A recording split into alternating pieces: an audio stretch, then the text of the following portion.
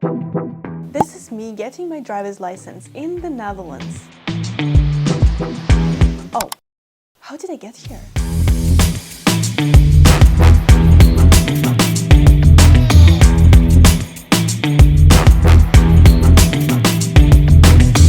To help us figure it out, I interviewed my very knowledgeable driving instructor, Mike van den Hout, with whom I passed my driving exam on the first go. With Mike, we're discussing what to start with, how to choose a good driving school as well as driving instructor, manual or automatic, how much money should you expect to spend, and many other useful topics you should consider before getting your driver's license in the Netherlands, so it can save you a lot of time and money. If you're interested, then keep on watching. What's the first thing that one should start with when looking to get their driving license in the Netherlands? First thing is that you have your theory.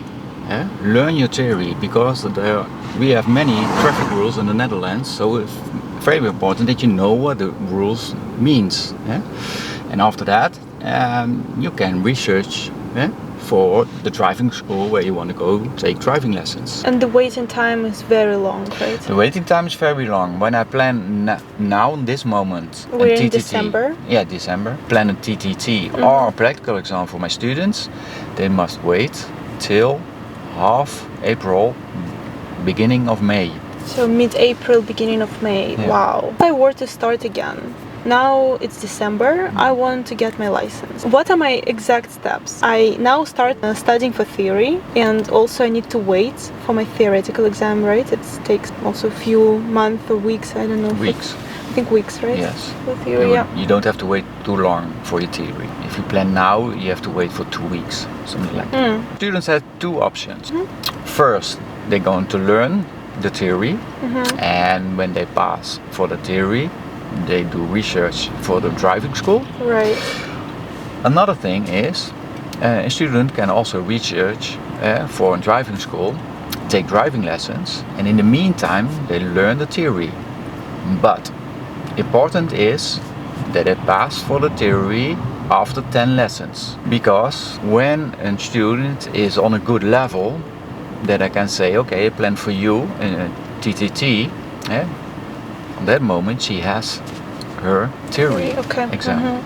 Yes. So you have two options. You do it before the driving lessons or in the meantime, but the best is do it before. You can focus all the time only on your driving lessons. Yeah, that's a good point, because it takes time to prepare for theory. Yeah, because it's not easy, your theory.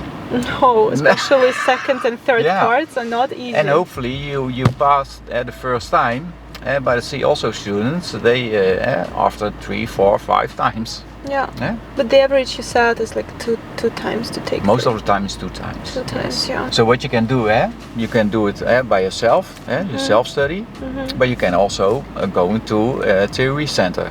And that's you do your theory in 1 day, and hopefully you passed also the same day. I think it's also important to mention that the theory is valid only for 1.5 years. If you don't get your license within this 18 months, you need to do your theory again. And you have to do it again.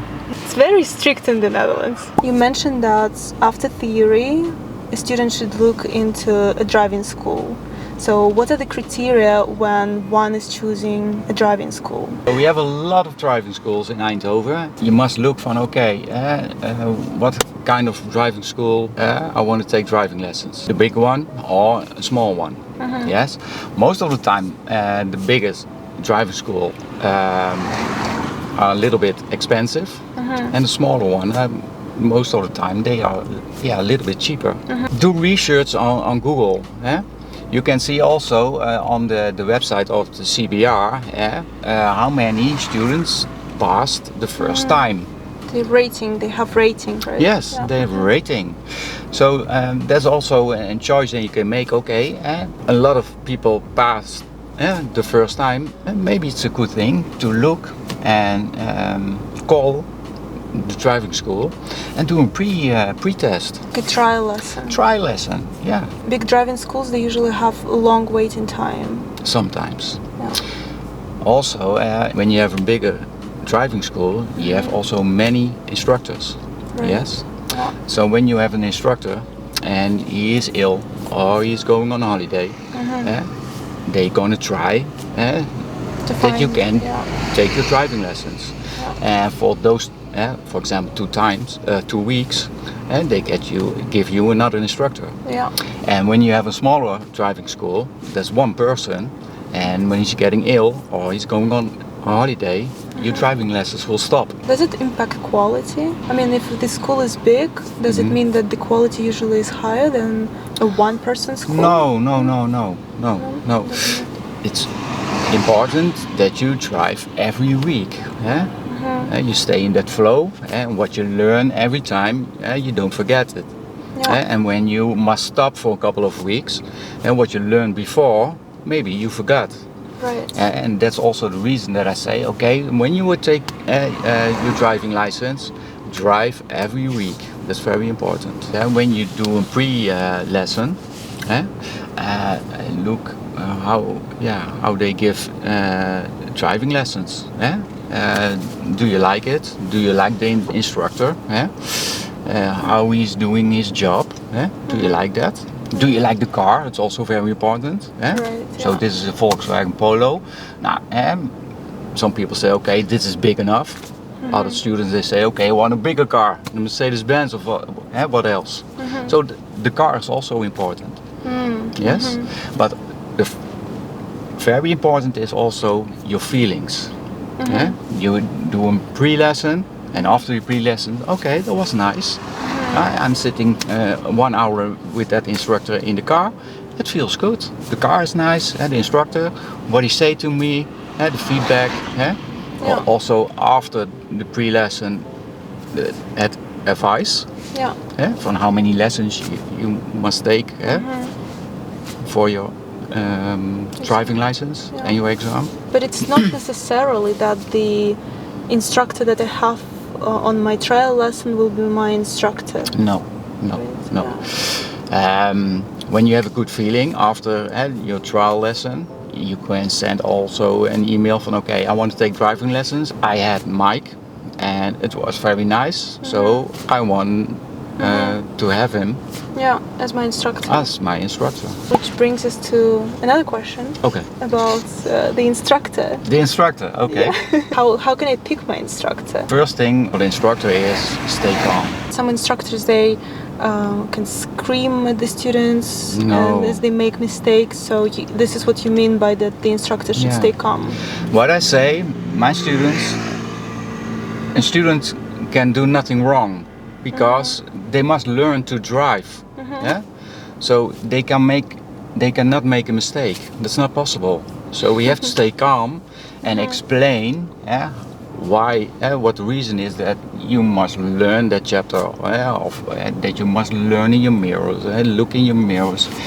So stay calm. Also, it's important that you look to the students. Are they a little bit nervous or sitting there comfortable in the car? And when they sit comfortable in the car, she has everything, the student has everything under control. And when you're sitting a little bit stressful in the car, most of the time you focus on that moment on one thing, and not many other things. Right. Yeah. Yes. And when you're sitting comfortable, you think also, okay, I have everything under control. I can make it. Okay, it's nice. And that's also what I want to see at students. So when you're sitting comfortable in the car, you have more time to make a plan and do your things. What you have to do. For example, what you say, overlooking in your mirrors. When you're sitting stressful in the car, what you do is you look very quickly in your mirrors. Right. And when you sit comfortable, you can say, okay, I have everything under control. I look in my inner mirror, outside mirror, and over my shoulder. And then I'm going to the left or to the right or what else. Just how comfortable you sit in the car. How more you have enough time to keep everything under control. Also important when you have driving lessons, the feedback. Speak with your students. Is it good or not? And why? And why? Why we have to do that? So why it's so important that we look in our mirrors, for example. As an instructor, how can you help in this moment? So when I see that my students are stressed, and then I say, okay, you can stop the car on the right side, And then Happened to I'm me asked, multiple times. what's the reason? I see you a little bit nervous in the car. What's the reason? Let the students told you. Reflect Yeah. on the experience. Yeah, and after that, we're going to look to the steps that she has to make, and to do it safe. I see it, and that's why you mentioned that it's important to observe your students and see how they are perceiving the information. Are they getting what you mean, or do they need more explanation and more? Yeah. But every student is different, They are not the same. So if we kind of summarize it, so stay calm. Stay calm. Right, for the instructor, so stay calm, then give good feedback and pay attention to the student, how student reacts to certain things. Yeah. It's also important, give the students a lot of time to learn the chapter that they can learn. So for every movement on the road that you do, you have certain chapter that's while during your lessons that you need to cover. Yes. Okay. And also we have chapter 1 and 2 is control in the car or outside of the car.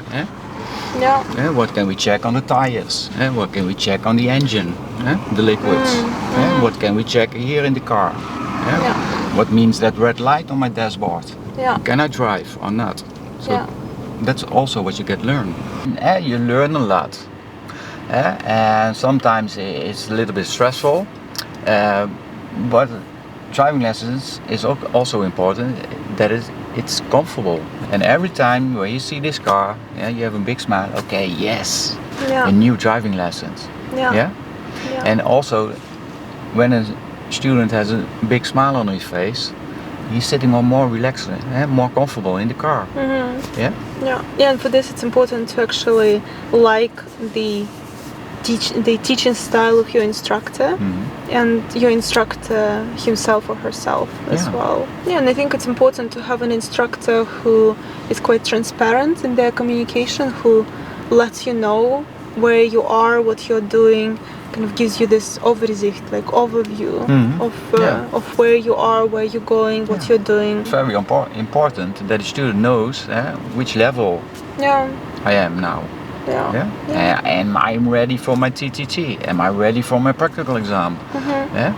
And the instructor can say nothing, and the students go and they drive and and they didn't know. I'm ready.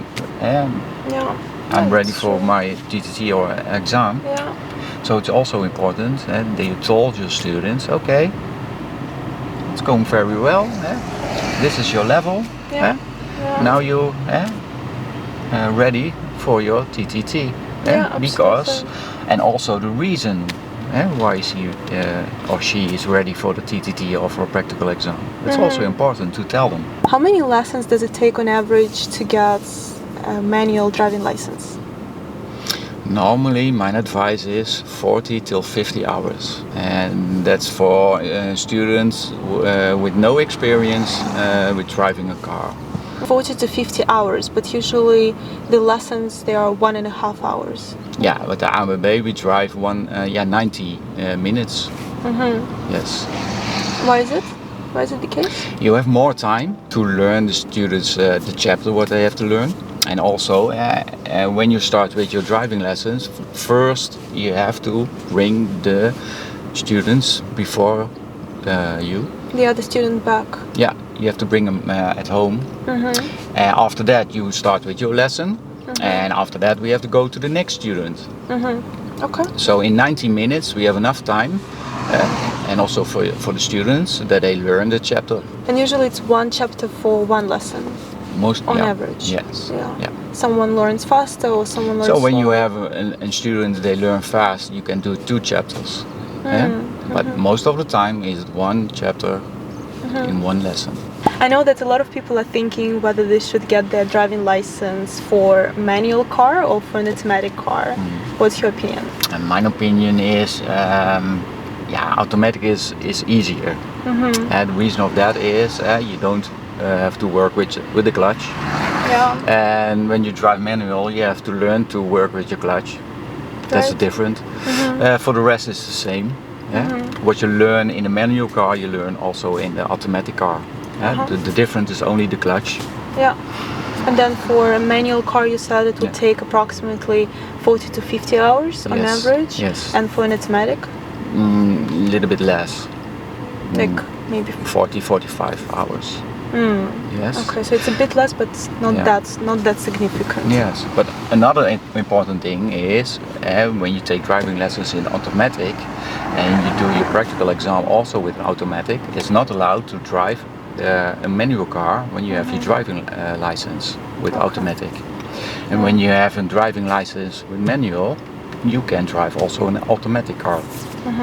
So most of the time, the people they want to learn to drive and the driving license with a manual car, so they can switch. So if one has a bit more money and a bit more time, manual is preferred. Yeah, I say do it in manual. Try to drive first in a manual car. Yeah. And after a couple of lessons, and you think, okay, it's not working with the clutch, I'm not gonna learn it. Then your instructor can give you also an advice. Try to drive automatic. Yeah. So that's also possible. And that's what we said. That's why it's important to have a good click with your instructor and trust your instructor that he's going to give you he or she. And also that's what I'm saying. As an instructor, you must look to your student. And when you see it's not working with the clutch, it's better to drive automatic. Give that advice. How much one should expect to pay in total? I only know the price at the ANWB. It's 63 euros an hour. Right. And when you have a small driving school with one instructor, maybe you pay 40 euros or 50 euros. I don't know. But most of the time they are cheaper than the biggest driving school. I of course announced on my Instagram that we're going to have an interview. People were very excited and they shoot a lot of questions. Okay. So one of the questions was, what's your strategy on roundabouts and blind spots? Yeah, that was the blind spots. Yeah, that was the question. Tell the people what you must do, what you have to do. Yeah, Mike is joking because roundabouts became my favorite. Not like the small Dutch roundabouts, but like, what do you call like turbo roundabouts, right? When there are 2-3 lanes and you need to switch from lanes. Yeah, we have different roundabouts. Right. We have roundabouts with one lane and we have also roundabouts with many lanes. So the important thing is what you learn is the easiest roundabout, and that's roundabouts with one lane. Yeah. And the first time we driving the roundabout only straight. After that we can going to the left or to the right. Important is when you drive to a roundabout is that you reduce your speed. Why? It's also important that you look what's happening on the roundabout. Is it busy or not? So prepare yourself to drive on the roundabout. When we drive on the roundabout, it's very important that the speed is not too high. Yeah. So I say to my students, maximum speed 20 kilometers an hour. Yeah. With that speed, you have time enough to look around and what's happening on the roundabout. Yeah, and usually you do it in the second gear. And we do it in the second gear. In the second gear, yeah. Yes, most of the time. Sometimes when we drive to a roundabout and we see nothing on the roundabout, only what we have to do is drive with a lower speed. Yeah. And we can go further in the third gear. But when it's busy, you have to reduce your speed a lot. Yeah. It's also important that you go back to the second gear. And then people on the roundabout have priority. You have to wait, right? Yes. Yeah, we have. We say in Dutch, in Holland, we say shark teeth. Yeah. When we driving on the roundabout, we have priority. When we leave the roundabout, we have to look to the bicycles and the pedestrians. Yeah, of course, it's a bit difficult for people to comprehend the information without seeing it. But we'll see how this video performs, and maybe you will allow us to film how you're behaving on the roundabout. If people really like this video, if they want, I can show them. When you have a driving license from another country and you are here in the Netherlands only for working, you can drive with that driving license in the Netherlands. If you want to live in the Netherlands, it's allowed to drive with your driving license 185 days. After that, you must have a Dutch driving license. Why learning to drive in the Netherlands is so strict? Yeah, that's a good question. So I learned the traffic rules. For me, it's not so difficult. It's also hard for me to compare because I never drove in Russia.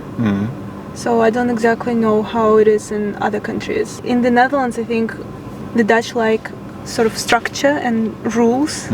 So and with driving, it's not an exception. It's also, there are rules, there is structure, there are chapters that you need to learn, there is structure of looking, there is like certain steps that you need to take, and it feels quite a lot. And it is actually a lot. Yesterday I told someone I passed my driving test in the Netherlands, and they were like, wow, that's very strict, like very strict. But everyone thinks it's so strange here. But when you follow the rules and you learn the rules, then you know, okay, what's the reason for all that rules? Yeah. And it is safety. So go to an area where it's not so busy, because you must do everything by yourself. And after that, you can go to the city. First of all, it's important to a place where it's easy, not so many traffic. It's also another car, another clutch. Everything works different. And the hardest place to drive, I don't know. Only what I do is when it's new for me, I reduce my speed. I drive not too fast, and I look a lot forward. And so I have earlier my information what I have to do. I think this is the most difficult place, maybe Madeira. It's a Portuguese island. It's a volcanic island, so it always goes like up and down. And especially like for me or for any Dutch person who is used to a bit more flat driving, it can be a bit difficult because you always need to do the slope test. So when you must stop, you have to use your handbrake. It's also important. And most of the time in Europe, the rules are the same. Pretty much. And when you drive in Spain or in France it's also very busy. And when you drive in Spain, it's just like here driving in the Netherlands. So who drives better in your opinion, expats or the Dutch? So what do you think?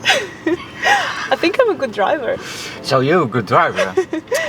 But normally what I say is the Dutch, of course. It doesn't matter when an expat or a Dutch students take driving lessons and they have no experience with driving a car. They learn the same from the beginning.